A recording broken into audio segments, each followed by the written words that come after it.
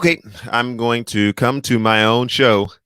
Good morning and welcome to the Erskin Music Show. We got a hot topics coming on today.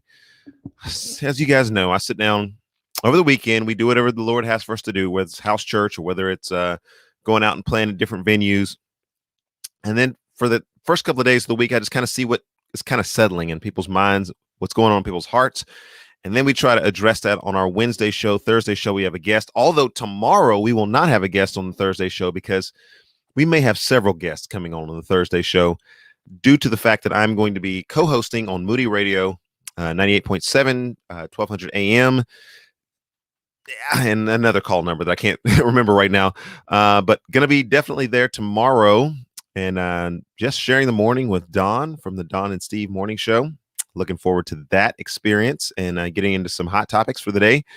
As we prepare for that show, we're also preparing for this show. And so the comment section is turned on. Make sure I, have turned that on. So you guys are free to make comments. Those of you in Facebook Live, thank you so much for joining us this morning, as well as those of you in YouTube world. And then those gamers that are out there on Twitch, I don't really know what you guys do, but welcome to the show. All right, so we got a couple of folks that are tuning in. Want to say good morning to everybody. And as we get started here, I wanted to harken back to something that I talked about last week. Ding, ding, ding, ding.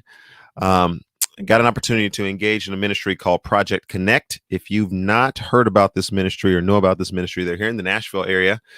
And they do a lot of work recovery type things, helping people to get out of poverty, get out of situations where, maybe they have the kids taken away. There's just a lot of desperate need situations that they intervene in and kind of give work study, and sort of second, third chance kind of place. And so our family is engaged in that ministry. And I got a chance to speak there the other night, along with play some music. And one of the things that I was sharing with them is that 1 Corinthians 10:31, Paul is talking about the fact that whatever we do, whether we eat or we drink, we do it to the glory of God.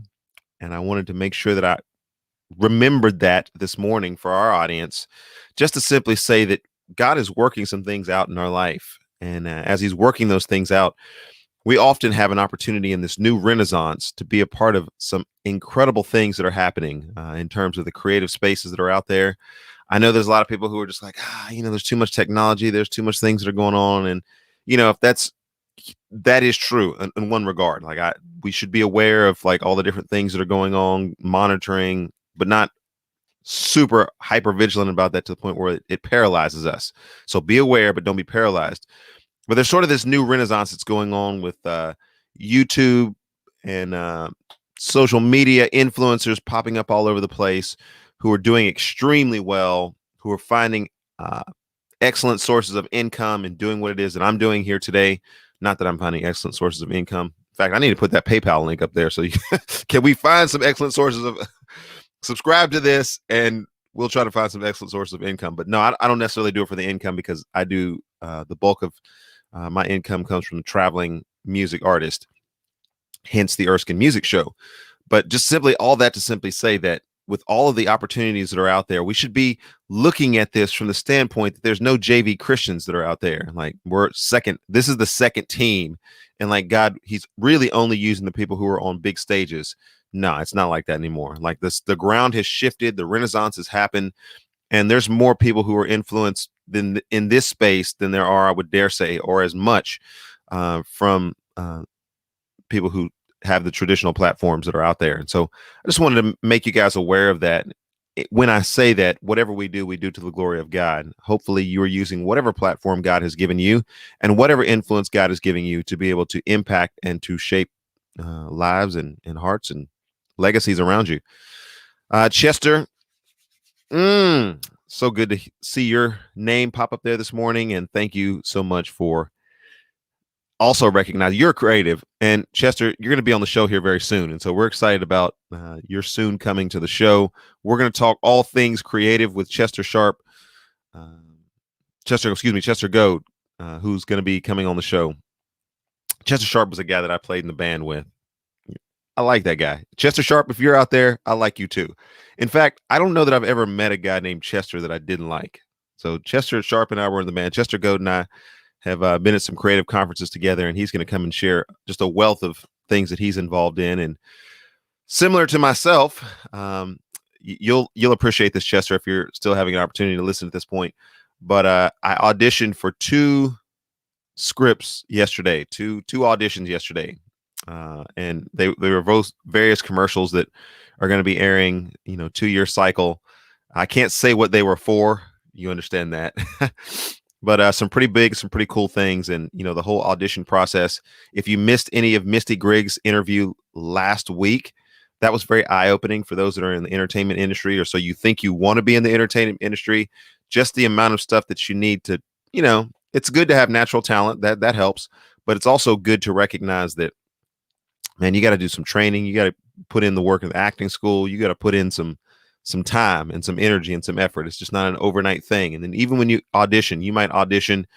I think the average is 80 auditions. You might book one of those. And so it's just constantly a process of getting out there and, getting things done. And so, Chester, I know you appreciate that. Thank you so much for viewing this morning.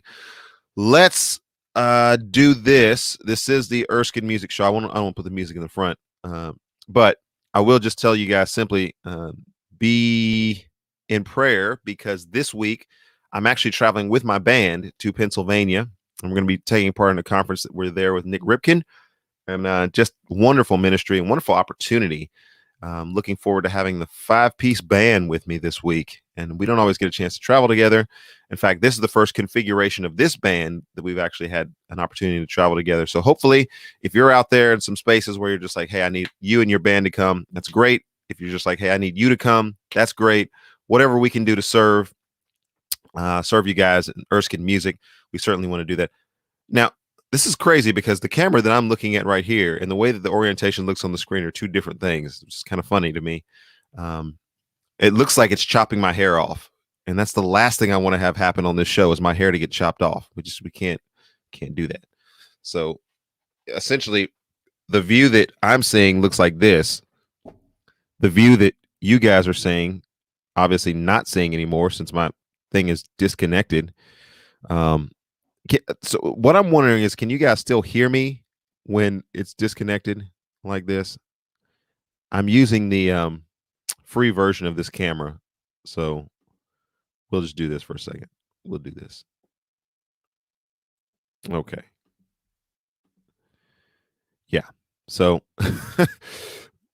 when you're using the free version of a camera, you recognize that not all of the features that are there are working in your favor. So thank you for that ad. Thank you for disconnecting me. And we will continue with the Erskin Music Show. So yeah, let's get to some topics for today. I didn't put these in the show notes today. The first article, and I'll have to go back maybe postscript and put these in the show notes, but Sports Bible, the BBC, and wavy.com, which is the local Elizabeth City news outlet in North Carolina. But let's start with India. I was actually had a hard time getting to the show today because I've been reaching out to my friends in India who this is generally around a good time to get in contact with them. For the last several hours, I've been doing show prep and then also interacting with folks in India. They reached out to me and said, hey, the ones who know me, we're going to have a special Zoom meeting and, kind of a prayer and kind of crisis kind of meeting. But we also want you to come and play some music, and we want you to speak to us because you've been a part of our culture and you've been a part of our friendship for a while now. And I've really enjoyed doing that. In fact, one of the things that was encouraging to me is when we were in the midst of lockdown in pandemic mode, crisis mode here in America, I was doing a lot of things online and doing a lot of things specifically in India, communicating with my friends that are over there. And so they've gone through various waves, and this latest wave, probably everybody knows about, has been featured because there have been mass graves that are out there, and it's just really a bleak kind of situation that they're looking at there. And there are some avenues of hope that people have there, and certainly the Christians are extremely hopeful about things that are going on. And potential and progress and all of those different things. And so we are continuing to pray for our friends in India. But in the midst of that, they reached out to me and they said, "Hey, we'd like for you to come and play, and you'd like you to sing. People love your music here. I might be maybe more popular in India than I am in America, which is which is great. That's kind of why I love this sort of creative space that I'm in, because it used to be like, hey, you need to get popular where you're at. You need to get popular in the United States. You need to get, and so now the way that this renaissance has shifted is your popularity could literally be around the world in Jakarta. And like, if you can figure out some kind of way to make that a feasible situation for you to move forward and advance a lot of different fronts, it gives you the flexibility and the freedom to be able to respond to your audiences that are out there.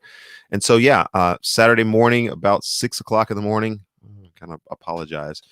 I'm going to be zooming in with some folks from India, and yeah, just trying to encourage them as best as possible. But with the things that are going on over there, I've been reaching out this morning to a lot of people who are there and just checking on them, just getting a status update on a lot of friends that are there, and just so many that I can't even get in contact with all of them. But I've been dialoguing with them this morning, and I'll just simply say, as an overview, be in prayer for the folks in India, be in prayer for their health workers that are there, obviously taxed to the max.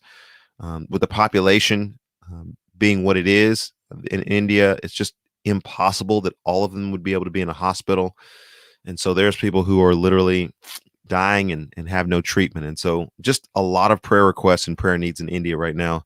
And we do want to remember them in their situation. I want to read a little bit from, I guess this would come from the BBC. But the pandemic has revealed just how interconnected the world is. And if the country has very high levels of infections, it's likely to spread those infections to other places, health experts say.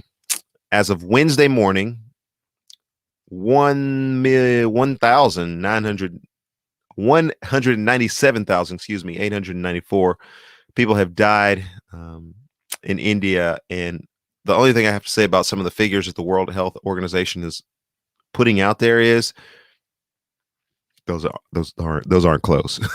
That's not even close.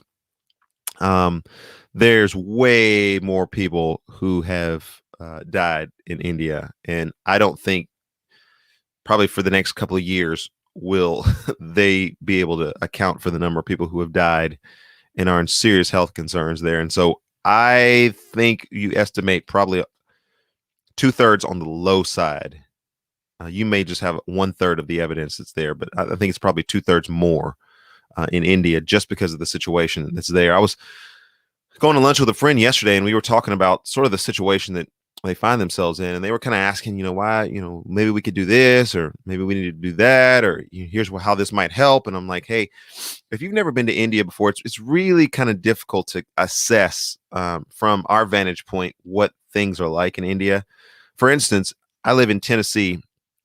We have around 4 million people, maybe close to 5 million people in the entire state of Tennessee, which is a very long state, a large state.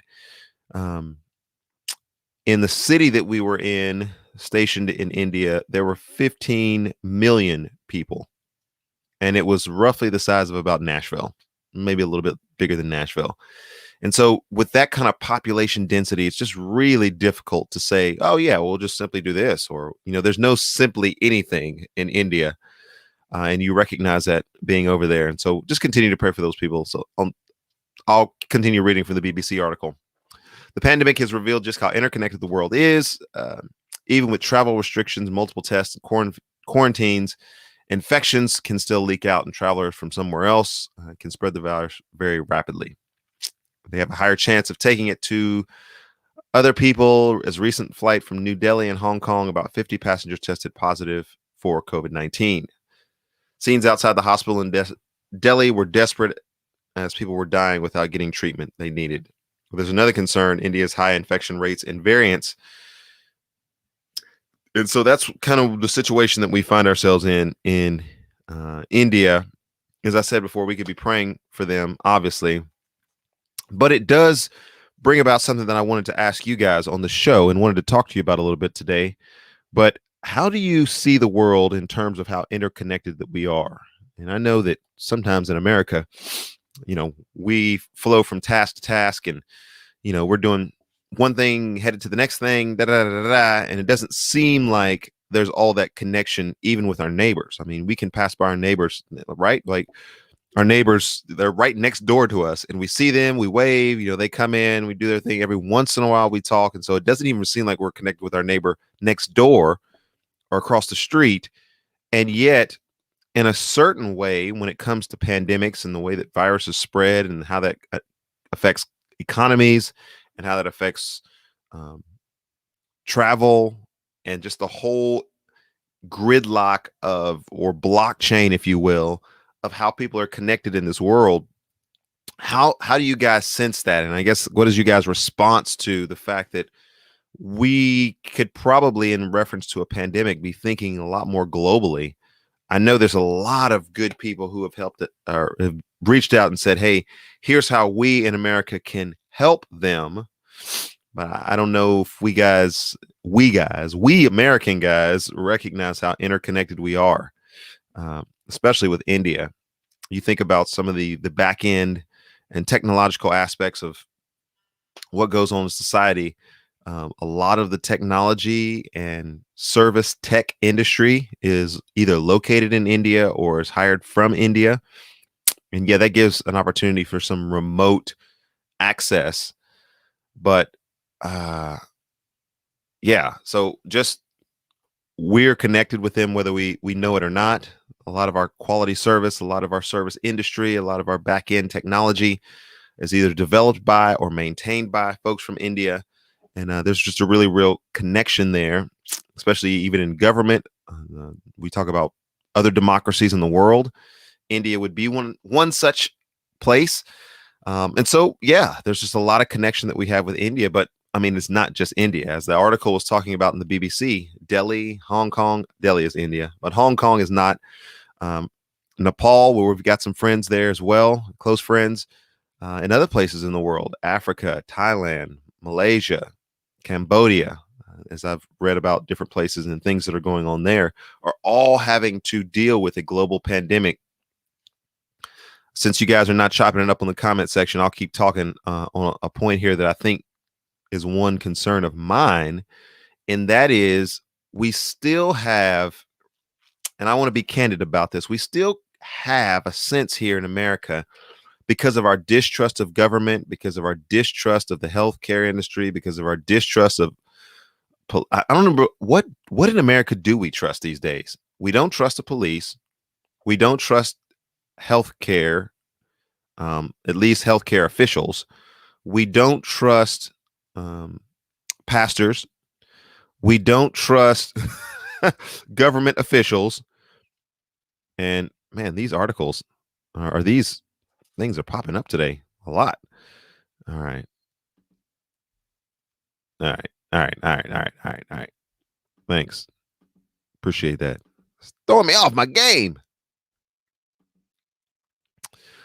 So we have a culture of distrust and suspicion, but in the midst of all of that, there's certain things that we need to recognize. We've become extremely cynical as a culture that doesn't trust anybody or anything anymore. And as a result of that cynicism, there's still some people who are walking around saying, I don't really think there's a such thing as a coronavirus. I don't really think it's such an issue. I think it was maybe invented by the government, and maybe they're not as fringe as that, but there's still those echoes of this really wasn't a big concern. This really isn't anything bad. The government made it out to be bad, and it was over politicized. Like I just want to let you guys know there's a pandemic. There's millions of people who are dying. And it's not just like the flu, and it's not just, some version of the flu.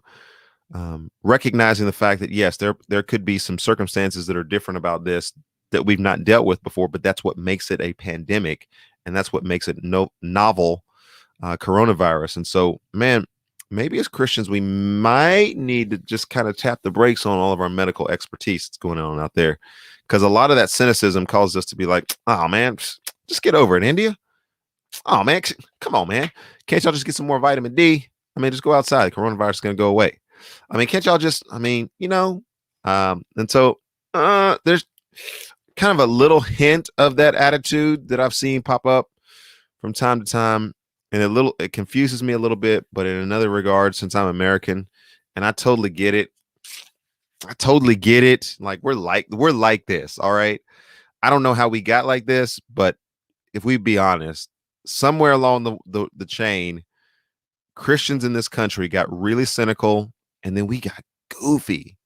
And I'm not saying everybody's goofy. I'm not saying everybody's weird, but I'm just saying for a certain stretch of time, like Christian weirdness was just, okay, those people are like really like hyped up on pro-life and like we disagree about that. And they really have these practices that are sort of fundamentalists and we just kind of think they're weird and they're just kind of a fringe group in some regard, but they're still important in our culture. Now, as Christianity has sort of waned in its cultural importance. Now, this is the Erskin music show, so you're going to get nothing but we love the Lord and we love Jesus on this bad boy. But as it's waned in its cultural importance, not only have we gotten weirder, but we also have gotten a little bit more cynical. We've gotten a little bit more combative in the wrong sense of the word. And so that's just what I've recognized. I don't know if you guys have recognized the same thing, but I say all of that in the context of let's continue praying for India. Let's continue praying for other countries that are out there. Let's continue loving and trying to serve the Lord because we are all connected. We are all connected, whether we know it or not, whether we know what things happen in China affect America or what things happen in India affect America. We're more connected than you think. We're more connected than maybe is comfortable to you. But that's kind of the place where we find ourselves. So it is the Erskin Music Show. Let me put that banner down there. What y'all want to do? Y'all want to make some comments today? Nobody want to make any comments today? Y'all scared. I see y'all. Y'all know I'm about to get on this LeBron James, Donald Trump, et cetera thing. And then another police-involved shooting. Well, there might be some of those each day, but there's some characteristics about this one that I wanted to bring to light. This is the Erskin Music Show. And so guess what we do on this show? Music. All right. So here we go. This song is called Grace Made the First Move. I'm going to jump off. He'll jump in. Those of you who are viewing, feel free to make comments during the time when the music is going because the comment section is continuing to be turned on. We're going to come back. We're going to get into some of these difficult topics, but that's what we do on the Erskin Music Show. I don't know. I guess I could be canceled. I don't really care. I still find a way to talk to the people. So anyway, this is Grace.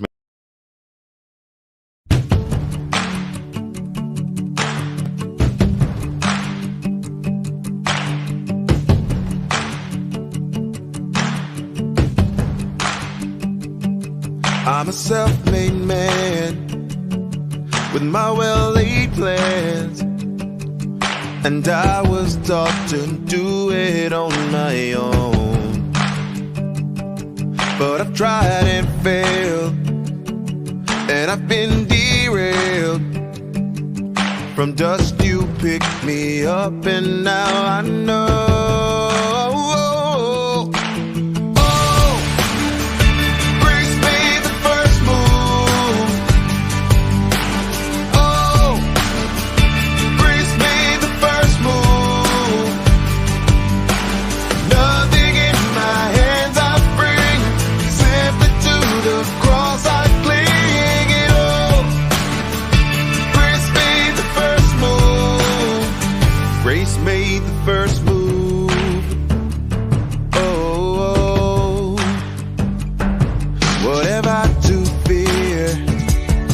Victory is here.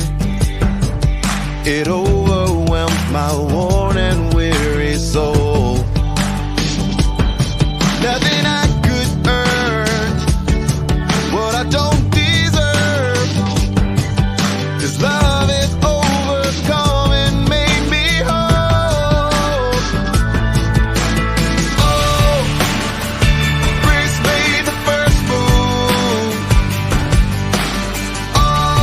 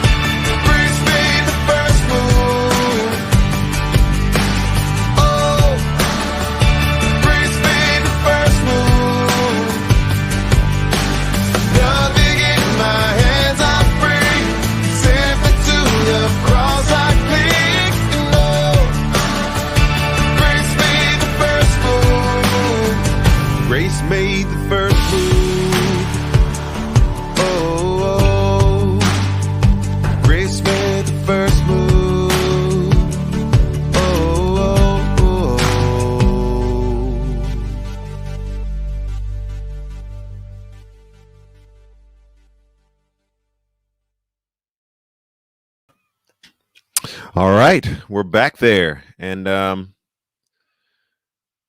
yeah. So I'm literally, as we're looking at this, still getting messages from India. Um, yeah. Okay. Well, yep. All right. I won't be able to communicate with them just yet. This is like the best time to communicate with folks around the world, and so yeah. Anyway, you guys help me.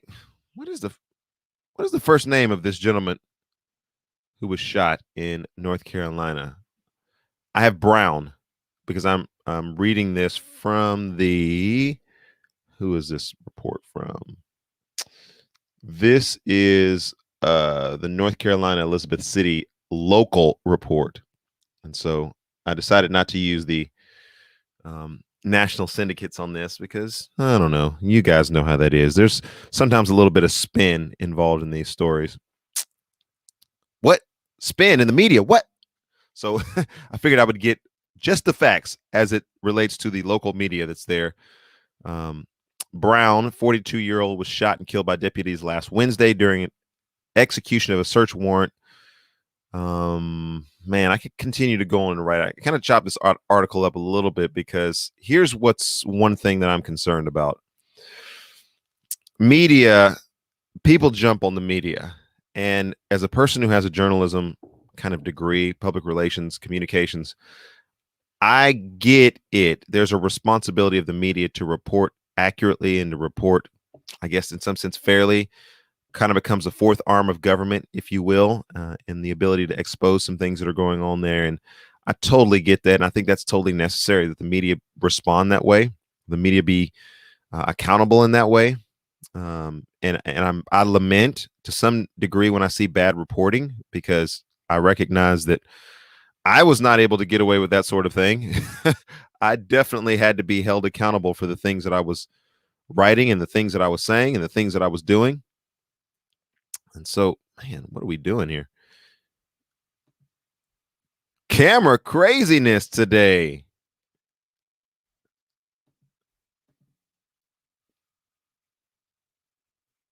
All right. Camera craziness. And so there's that side of media. We get that. The other side of media is there's a dual responsibility in media. One, to not over sensationalize stories, which could become a very real problem because it infuriates people and it inflames people, almost in the sense of warmongering. It's like, oh no, now we've got to go to war and we've got to go to a campaign and now we got to. And so there's that aspect of it. But then there's the other side of that is the way that the media portrays certain people becomes another sense of inflammatory understanding. I literally, in the last couple of weeks, and the reason why I'm so vigilant about this is I travel all over the place. I've traveled to Wisconsin recently. I've had people in my home from Wisconsin who have literally told me we can probably count on our hand, less than two hands, the number of Black people that we actually know, that we actually could call and maybe have a conversation with. We don't know very many Black people at all. And so there's a lot of conversation about Black people without actually knowing anything about Black people. One of the dangers is, and this happens, not is this happening? Does this potentially? No, this happens. One of the dangers is media, police officer shoots Black man. Now, the first thing that most conservative folks want to do, Fox News outlets, oh, this was not a good guy because they had drugs in their system. This was not a good guy because they were using a $20. This was not a good guy because they had a warrant out for him. This was not. And so that justifies whatever happens after that in terms of police. All right. So keep that crazy in your mind at this point. On the other side of that, what the media is reporting, and I don't even know if they recognize they're doing this. Perhaps they recognize they're doing this. Black man stopped because he was doing something wrong. Now, fill in the blanks for whatever it was. Even I've heard people push back on the officer or the military officer in Virginia. He should have done this. He should have done that. Okay. We can agree or not about that. But it is always a story of, and this is what the block in people's mind is, to some extent, black person doing something wrong, police had to come in and intervene. And we're going to get to LeBron James in just a minute. And so in people's mind, having not known a lot of black people, not interacting, not being in those communities or spaces where they're with black people, and understand 90 upper 90% of black people are not like what you see on the news. That creates, the news creates a perception in people's mind that black people are like. Black people are probably driving around with illegal drugs. Black people, for all they know, are probably engaged in illegal activity. Black people, for all they know, probably have a warrant out for their arrest. And so the level of suspicion, I wish I could tell you guys statistically more of what's going on here. I'm part of the Justice Circle in Nashville. I'm not authorized to talk about at this point a lot of the police chiefs and conversations that are going on in this country. I just simply can't talk. Maybe at some point I can be authorized to talk to you guys about it, but I wish you understood this is not a thing that the media has made up. I'm just going to put it, I'm just going to put that there. Let your conservative mind spin around with this all. This is not a situation where things have been made up, overblown, hyped up. The media has picked up on a trend in our society. And yes, it has been politicized. And yes, that aspect of it has been overblown. And yes, there's misconceptions on all sides. And yes, there's not enough centrists like myself who are trying to bring people to the middle, bring people to the table and say, okay, yeah, we got to talk about some foolishness that's going on in the black and minority communities. We got to talk about some mentalities that are not in proper perspective there. We got to talk about that. But we're not going to not talk about some of these other things that are very high profile that are out there. And maybe, oh man, maybe that's just not a conversation that you're ready to have. Maybe that's not something that you're willing to want to talk about. Maybe that's not an area of your mind that you're wanting to willingly open up and say, oh, maybe what I've thought, because we're Americans. I get it. I'm an American too. I'm actually more of an American because I'm from Texas. I'm a Texican. I just made that up.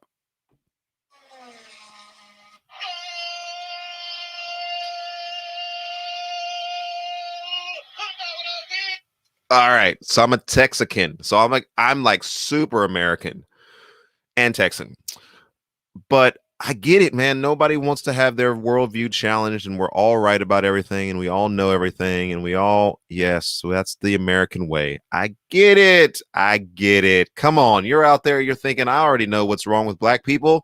You're a white person that's out there and you're conservative, and you're like, I already know what's wrong with black people. They're just anti-authority. They're anti-this. They're Black Lives Matter. They're critical race theorists. Da, da, da, da, da, da, da, da. You already know. You're a black person that's out there. You have limited contact with white America, limited positive interactions with white America. And so your perception of white America is, man, they're all racist. Every single one of them is racist. They're just trying to figure out how to perpetrate their racistness. I'm just making up words today. Racistness upon me. And like, it's already stacked against me. And you're already hyped up and you're already vigilant. I'm just like, oh, come on, people. Can we not do the American thing where we just polarize and like we figure out how to fight one another? Like, I think that it's cool that I don't have to, and sometimes I don't even want to classify myself as an American because I'm a follower of Christ. Why don't I just do that? And when I begin to do that, you know what? All of a sudden, these situations, they get a little bit clearer. They're easier to answer because this is not my kingdom. I'm not invested in this like, you guys just need to know this about me. Like, I would just assume travel overseas and live overseas and be part of, what can fix cultures and societies in a place that receives those kind of things and learn and grow from those kind of things. The Lord has us here in America. That's great. Church planning, Erskin music, we balling out. I don't know if you guys got a chance to see that CCM, but I'll get that on the show here relatively soon. So you guys can check out that CCM expose that they did from the cafe last week. Cool stuff. So Erskin music is flying. But I'm not invested in this thing like that. You guys just need to know that I'm not that guy. So like, if there's a situation or a problem in America, I don't feel like, oh, I gotta defend them. I know some police. I'm very close to some police officers that are there. And so I'm not sitting around thinking all police officers are bad. But when something bad happens that relates to police, I'm not rising up to say, oh, no, I got to protect all the police because of this one police officer I know. So not all the police are bad. Neither am I on the side where I'm just like, man, all black people are just, I mean, we're awesome, man. We are just doing everything right. And if we could only get Whitey to stop disenfranchising us, then we would be able to do better in the society. The only reason why we haven't done better is because Whitey is always looking for a way to keep the man down.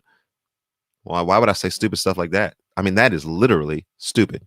That is literally referentially stupid. And yes, I do not have my I do not have my censorship button turned on at this point. Maybe I should turn it on, but I'm not going to say any bad words today. No, that is just literally stupid to say that all police are bad or all black people are good. I'm not trying to protect some identity apart from being in Christ. And I don't even have to worry about protecting that because Christ has already done all the work. Like, I've read the end of the book. I know how it ends. And you guys are quite quiet in the comment section. Hopefully it's because you guys already agree with what it is that I'm saying. Just agree with what it is that I'm saying and nobody has to make any comments. We got oh no, don't end the end the broadcast button is right next to the comment button. StreamYard, you might want to think about that one. I almost turned the show off. Josh. Man, when are we gonna get on a call? I see people pop up on the show all the time where I'm just like, wait a minute. We need to talk, bro. So yeah, I'm trying to bring the people together. That's what this show is all about. That's what Erskin Music is about. That's what this whole thing is about. You know, if we just want to be a divisive voice out there, I can just go work for Fox News, or I can just go work for any of those polemic societies that are out there and just be mad all the time and just be pissed off and just hate everybody. And then my kids will get a chance to see the worst version of their dad. Like somebody that's mad all the time and always has a conspiracy theory. And I guess this is part of parenting. You guys look at yourselves out there. If you're a parent that's out there and you're always like, there's a conspiracy theory. The government hates us. These people hate us. This is wrong. This is bad. If you're a Christian parent that's out there and that's your attitude, you better know that your kids are going to pick up that attitude. They're going to pick up that whole fear-based, fear-monger thing. So I'm not afraid to get in the parenting wheelhouse. I'm not a perfect parent by any stretch of the imagination. Get that corn out of my face. I'm not saying that at all. I'm just simply saying future generations pick up on the cues of people who are in front of them. I did. You did. They are. They're picking up on our rampant conspiracy theories, our rampant dislike for one another. And I'm just talking about the church. Oh yeah. Once you go outside of that, yeah, it's worse still. But if I was just talking about the church, our rampant conspiracy theories, our Christian nationalism, and our goofiness and our hatred for one another. Oh yeah, we found cultured ways to hate one another. We found cultured ways and maybe acceptable ways. We talk about music and the environment for our kids, and that's why we can't get along. Oh, we can't do church together. We can't do life together. Oh. Come on, please. We don't want to give up our preferences because we like what we like. Let's be honest with that. We like what we like. And when there's people who don't like what we don't like them. Big Head, what do you have to say about this? Big Head. Yep, Big Head. Big Head agrees. Ruby and Scooby back there, what do you think about all this? Yes, exactly. So let's see if I need to read any more of this. Oh yeah, I do need to read some more of this. I got sidetracked. Sorry. I'm on another one of my rants. Should we shot on Wednesday? Obviously, there's attendant circumstance. He had a warrant up for his arrest, known criminal history, drugs, so on and so forth. 3 officers who resigned were not directly involved with the shooting. Pasquotank Sheriff Tommy Wooten said, one who was nearing retirement. The family the other day watched the video clip of over between 20 or 10 to 20 times. According to the family, and this is the family's report, the video showed Brown in a vehicle in the driveway and the sheriff's truck blocking the driveway. His hands were on the steering wheel and deputies ran up to the vehicle. The family says that Brown was trying to drive away from being shot. Okay, now there's a lot that's going to come out on this in the future. Hopefully, because of due process. We do endorse due process on this show. Can we get a sound effect for that one? We do endorse due process, and because of due process, we will have greater clarity in the future. And so I'm not overreacting on this show. I'm just simply saying we do endorse due process. All right. The family says that there was already shooting that was going on when the police officers got out. Many shots were fired in the 20-second video that the family was allowed to see. Video was redacted. That gets a little strange, but hey, we're following laws, policies, and procedures. Shots were already being fired when the video started. They stated that they were able to see the body camera that was the farthest away from the incident. Several hours after Brown's family viewed the footage, Pasquotank County Sheriff Tommy Wooten and Daniel Fall released a record video of social media stating that they had filed a motion with the court to release the video publicly. Sheriff Wooten reaffirmed that the sheriff's office does not have the power to release the body camera footage. That's what should have happened up there in Wisconsin. Oh, they kind of messed that one up. Those who claim that the sheriff's office has the ability to release the video either does not know North Carolina law or they are purposely trying to inflame a tragic situation, says Deputy Fogg. Thank you for that clarification. There are policies and procedures that need to be followed in situations like this, and they are apparently following those policies and procedures. Let's wait for them to do their work. But I'll just go ahead and say, it doesn't look good. It does not look good in this situation. Once again, tragic loss of life, officers, police in the media spotlight. Once again, rioting and looting that's going on there, public backlash. This is not good. I mean, there's no way to have a redemptive outlook on this. And can we not do this anymore? Can we not be as evangelicals, and especially my conservative friends that are out there? Oh, look at these, idiots that are in the street and they're rioting and they're doing all these different things. Let me tell your friends to get on this show. Tell your friends. I don't want them to take away from their work, but tell your friends to get on this show because I'm about to educate you guys on something. Somebody needs to say this, and I'm going to go ahead and say it, and I'm going to keep saying it because I don't feel like there's anybody else that's saying this. And there's going to be some people who are probably a little bit upset about this. But here we go. Those who are so quick to tell other people what they should and what they should not be doing, how they should and how they should not respond, need to be very careful in this and other situations. I'm not going to sit here and try to tell you the police what they need to be doing in this situation. It seems like they have policies and procedures they're following. Nothing amiss there. I'm not going to sit there and tell the community that they should, in the family, that they should respond a certain way. As outsiders, our responsibility is to come in and lament with this family, to watch this situation, to see how we can pray for all of the families and the community and how they have been affected. And then if we're asked to give some kind of help or some kind of advice, then engage in the situation. What we normally start doing as Americans, and especially as conservatives, maybe it's the body cam, and there's a wrong view, and he had a warrant. Why? Why is that necessary? I'm just reading the report from the local news and just simply saying, okay, this is what is the situation. As Christians, let's be praying about this situation, and let's see if anybody asks us to help. I was encouraged because I don't know if you guys know this about me, but I'm very verbose. I talk a lot. And I was encouraged by somebody one time. They said, you talk a lot. You got really strong opinions about things and you're pretty articulate about things. Maybe if you just don't answer the questions that people aren't asking, things will go a little better for you. And I remembered the download of that information in my mind. I thought, so I don't have to get involved in everything. I don't have to talk about everything. I don't have to let other people know that I know and have a strong view about everything. Now, I know that seems counterintuitive on the show, but I'm trying to model what this could potentially look like. I have views, I have opinions, I have thoughts about things, but how do we help a situation that we would say is bad? Maybe we're sitting back and we're saying, hey, the media is bad because they're reporting on this. Well, they report on stories. The media is bad because this is being politicized. Well, that's not the media's fault. That's the politicians' fault. Well, the African American community shouldn't be responding like this.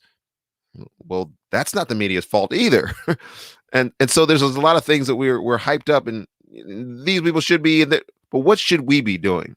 Shouldn't we be looking at how we can invest in our communities so these kind of things don't happen? I'll be honest with you. That's one of the reasons why I'm on the Justice Circle in Nashville. I don't live in North Carolina. I don't live in Virginia. I don't live in Wisconsin. I live in Nashville. And so wherever you live and whatever you're doing, how are you investing in your community? How are you supporting the police that are there? How are you investing in these at-risk communities? And by and large, they will be, if you have any type of cultural mix, disproportionate in the area of minorities. How are you investing? What are you doing? How are you praying? How are you bringing people together? Because everybody is telling everybody what they should and what they should not be doing. But I think one of the things that maybe hopefully we can agree on this show is that we should not be engaging in all of this. We talk about the media. We are becoming our own media, inflammatory in the way that we speak to one another, disconnecting communities in the way that we talk about one another and to one another. How are we going to be part of the solution? There's a lot of people who say, well, there's lots of people who get shot. And the media focuses on the issue when it comes to black and white people. There's a lot of people who get shot every day. There's over 1 million interactions between the police and the communities on any given day all over this country. Why just black and white? Well, because some of it is black and white. I'm not saying all of it. I'm not saying the bulk of it. I'm not saying the vast majority of it. But if there is one person that's affected by it and one family that's affected by it, shouldn't you care about that accountability? Oh, I got a lot of notes up here, and we're at the 50-minute mark, so there's no possible way that I can do this LeBron James, Donald Trump thing justice today. Let me just do this. Comment section is turned on. Those of you on YouTube, if you're watching it live or if you're listening on Facebook Live, great. You can make some comments. Jump in here. The comment section has been a little quiet today. I don't know if everybody's just listening or if people want to jump in, or there's some sneaky people who are listening. They're watching this or listening to a portion of this, and they're not going to jump on there and make any comments. And maybe you're spying. You're like, do we want to really bring Erskin in for our organization? Do we really want to have this guy poison the minds of all of our conservative people? Well, hopefully, if you've watched the show for any length of the time, you know I'm not poisoning anybody's mind. I'm helping to liberate minds with talent that's on loan from God. Ding! All right. So here's where we got to get to with this. Here's where I wanted to get to with this. Police are not all bad. I put this in my notes because somebody will say, oh, he's against the police. Police are not all bad. Police are not all bad. Police are not all bad. How many times do I need to say this for people to recognize I'm not against the police? I do not think they're slave gangs who are just driving around looking for black people and minorities they can beat up or intimidate. All right. Black people are not all perpetual criminals. All right. But here's a word that I want to introduce to our conversation here. It's right at the doorbell. Come in, word of the day. And the word is trauma. We did some training last night, and it was kind of the last of a series of trainings that we're getting recertified as a foster family. I don't know if you guys know that we're adoption foster care advocates, but anyway, we're doing some training on trauma. And it's very necessary training. Anybody who's going to be involved in foster care or adoption or anything kind of thing like that, you better have some trauma training. So we were doing our typical trauma training. It's not anything we haven't heard before. There's some excellent TED Talks on trauma and the effects of trauma. And we're wanting to take care of medically fragile children. And so that's one of the specialties of my wife. And she's nursed many children to health, our own kids included, whom we've adopted. But I say all that simply to say this. I don't think that the culture at large has an understanding of what trauma is. And I got a little fired up at one of our meetings when there were some folks who were popping off at the mouth about, kids should just do this, and kids that come from various situations should just respond like this. And I'm just like, I don't understand that response. You know that trauma affects the brain, and there's no logical connection between how things happen and people's outlets and how that trauma has affected their outlet and their reaction to various things in life. You may be able to handle those things in life, but you don't know the background that people have come from and how those traumatic situations have affected them. And so I was bad, Erskine. I probably, yeah, I probably went a little too far. When your wife looks at you and she's like, okay, you need to stop talking. That's when you know you've gone a little too far. And so I was just like, I don't even know why you get into this if your perspective is everybody should be the same way that I am and I can handle this situation. So why can't you handle the situation? You are not, in my opinion, equipped to take care of traumatized children that come into the foster care system. Really evaluate your attitude before you get into this. You are going to have some things that overwhelm you because the response that you're getting is a response that, even though you've created another environment, a safe environment, is not going to be commensurate with logical thinking that moves from point A, de-escalation, to point B. It just does not happen that way.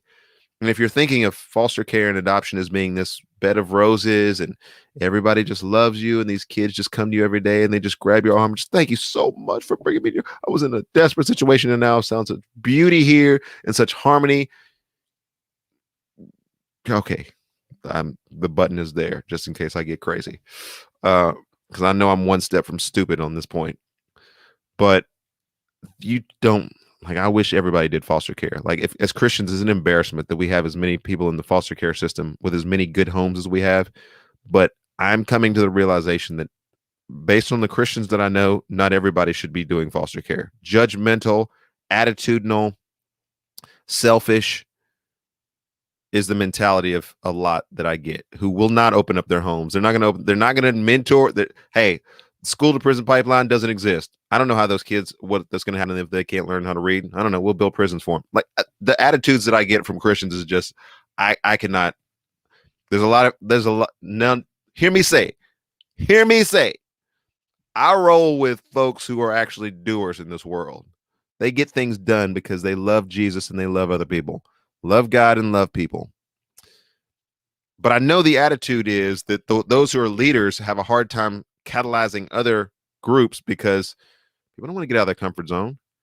And when it comes to this issue of trauma, which is the subject that I'm on right now, our expected response of things is not the way things are.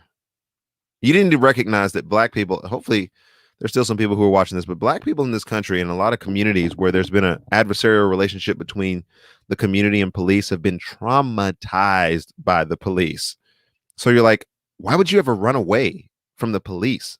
Like, the police say stop, so you just stop. That's the logical response. They're an authority, and so you stop. Well, when they're shooting you in the arm and they've got their guns out and they're shooting you, I don't know. I don't typically, I don't know how I would respond to that. Maybe I just lay over just and die. But I don't know if it's maybe be too early to say, yeah, if people were shooting me in my arm and I was a bad guy, like, I would just, okay, I'm shot. Stop. Maybe you try to get away, or maybe in the gentleman's situation in recently, I keep forgetting all these names, man. They're just piling up. I can't remember all these names. In Wisconsin, maybe we look at that and we say, oh man, maybe there were some trauma-induced things that were going on in his life that caused him to think, this is a bad situation. I'm getting out of here. Who knows? We don't know. It's kind of hard for us to make that judgment, but we sure are quick to make that judgment. Funny what trauma can do. Not all police are bad, but accountability is a key word, and policing in this country will change. How are you going to help your community reimagine policing? I'm a big advocate of this, and I know I'm talking a lot today because you guys are not lighting the comment section up. If you want to talk to me, jump in, talk to me. You know, I love your comments. The snarkier, the better. That always helps the show go a little bit better. If you're upset with me and you're like, man, we're not bringing you to our event because you're talking all that Black people stuff. Hopefully I'm talking all that Jesus stuff, because what you're going to get from hearing me on this show talk about these Black people issues and these cultural issues and these media issues and these former president former President Donald Trump issues is, as Christians, we are not on the sidelines. We're not on the JV.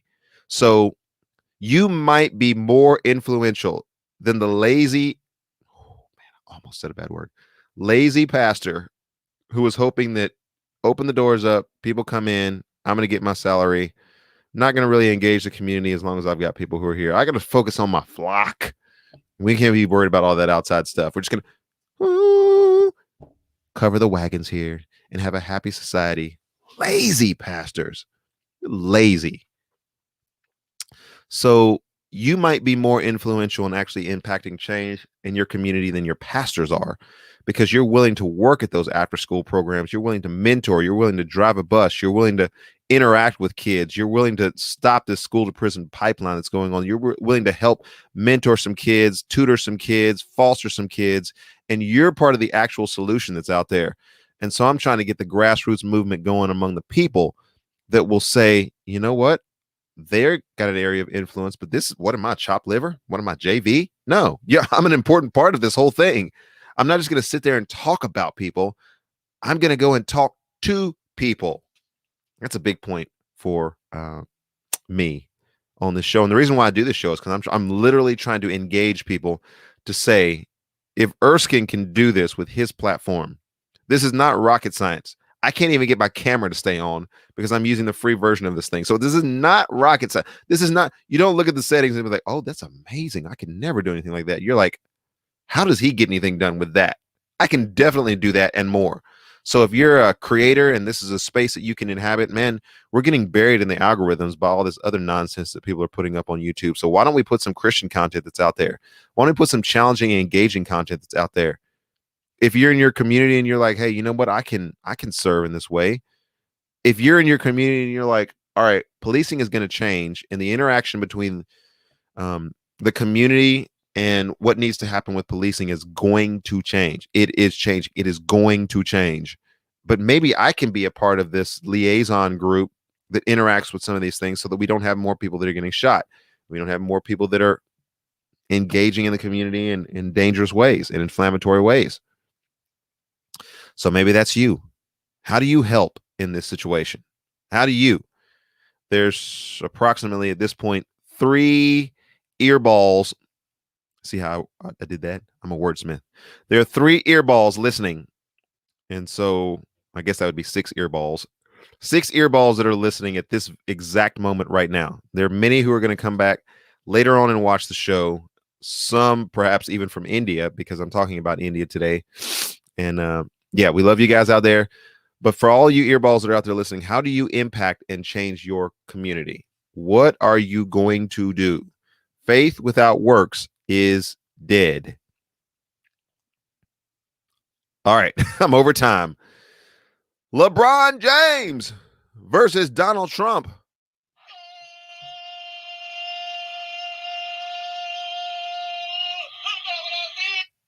You see how I messed all that up? LeBron James plays basketball. He doesn't play soccer.